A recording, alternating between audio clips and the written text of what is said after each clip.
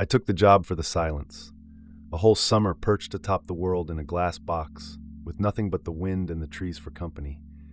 It felt like an escape, a way to finally quiet the noise in my head. The man I replaced, a wiry old-timer named Silas, practically ran down the stairs as I was walking up.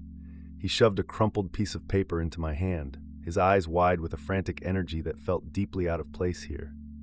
"Don't lose this," he stammered, his gaze darting to the woods.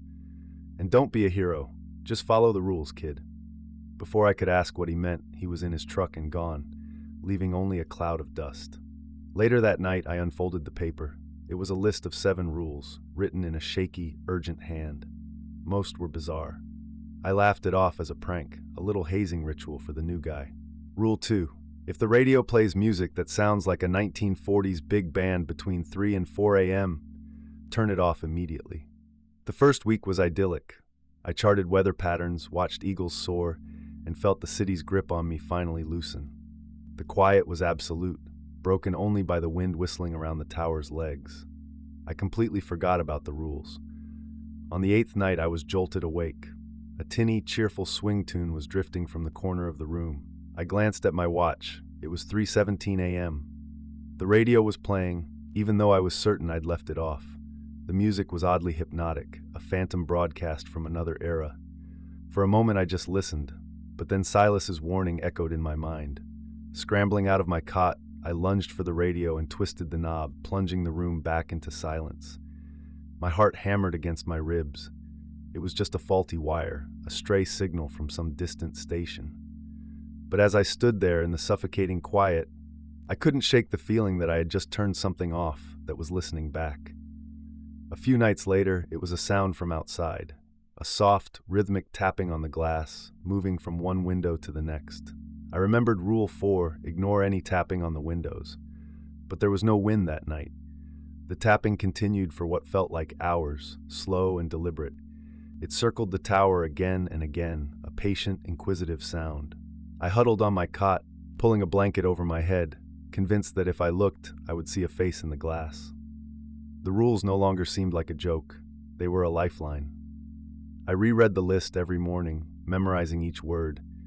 They were my armor against the strange sounds and the pressing, watchful silence of the forest at night. My supervisor, a friendly voice named Dave, would check in daily. He'd ask. I wanted to tell him everything, about the music and the tapping, but a cold dread stopped me. He'd just think I was crazy. Then came the night of the fire. I saw it just after dusk, a faint orange pulse on a distant ridge to the north. I checked my map, cross-referencing the coordinates. There was nothing there. No campgrounds, no roads, nothing that should be burning.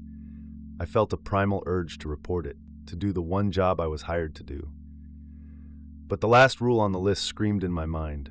Rule 7, if you see a fire on the horizon that isn't on your map, do not report it. Against my better judgment, I kept my hand off the radio. I just watched as the light grew, not like a wildfire, but with a steady, unnatural intensity. It didn't spread, it just got brighter, bathing the northern ridge in a sickly orange glow.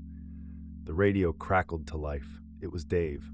"Leo, we're getting some strange energy readings from your sector. You seeing anything unusual up there? Any storm clouds?" My blood ran cold. He knew something was happening. I lied. I told him the sky was clear, that my equipment must be on the fritz. He sounded skeptical, but eventually signed off, leaving me alone with the silent, burning light. I had made my choice. I had followed the rule. Suddenly, the fire blinked out. The horizon was plunged back into total darkness. At the same moment, every star in the sky vanished, as if a great black curtain had been drawn over the world. A profound, absolute blackness fell. I remembered Rule 5, if the stars go out, close every shutter immediately. My hands trembled as I fumbled with the heavy metal shutters, the darkness outside feeling like a physical weight. With the last shutter bolted, I was in a sealed metal box. The silence was heavier than ever. Then I heard it, a faint scraping sound coming from below. It was the sound of something climbing the tower's metal legs.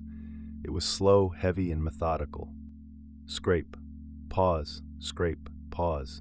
It ascended the 100-foot ladder with an unnatural patience. I backed into the furthest corner, holding my breath, praying it couldn't get in, praying the shutters would hold. The scraping reached the catwalk outside the door. There was a long silence, then a single, resonant thud against the main door.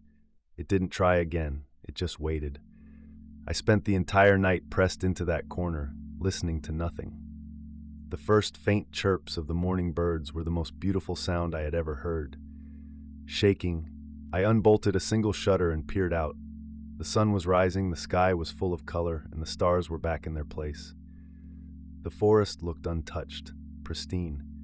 But on the northern ridge, where the fire had been, there was a perfect, massive circle of blackened, glassy earth.